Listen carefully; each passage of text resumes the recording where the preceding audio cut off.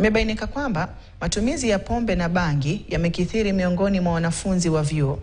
Akihutubu wakati wa uzinduzi huo, mkurugenzi wa NACADA Profesa John Muteti amesema wanafunzi hao hupata bidhaa hizo kutoka kwa wanafunzi wenzao, wahadhiri na wafanyikazi wa vyuo. Round of applause, ladies and gentlemen. Ladies and gentlemen. 61.7% of the students felt that they can easily access narcotic drugs, including cannabis, and especially cannabis.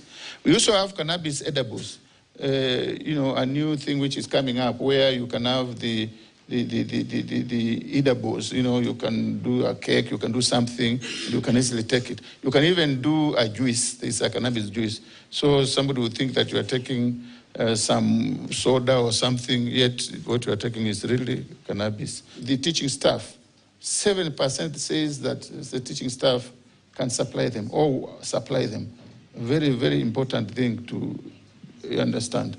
If the person who is teaching you, the lecturer, can sell that, how dangerous would that be? 45.6% of university students have used at least one drug or a substance in their lifetime.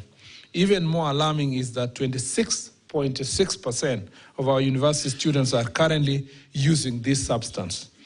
Alcohol, tobacco, cannabis, khat, and even emerging substances like methamphetamine and codeine syrup are finding their way into the life of our students.